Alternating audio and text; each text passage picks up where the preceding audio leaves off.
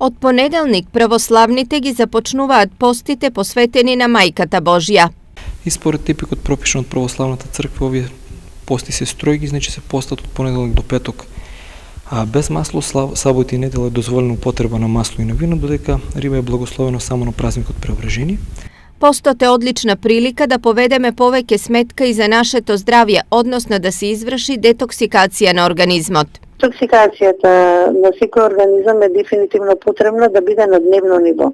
Тоа значи дека во рамки на утринските часови треба да го подкрепиме процесот на чистење на телото, што се вика процес на елиминација и трае од 4 наутро до 12:1 на пладне.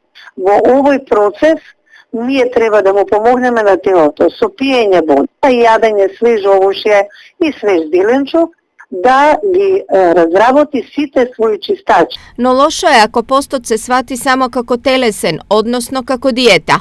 Луѓето поголемо внимание да обрнат на вистинскиот, оној духовниот пост, отколку на телесниот. Значи не е постот само воздржување од храна, туку пред се под пост се подразбира засилена молитва, како за нас самите, така и за нашите ближни, пријатели и непријатели, а исто така да размислуваме за сираците, вдовиците, оние сиромашните и за сите луѓе кои што имаат потреба од било каква помош.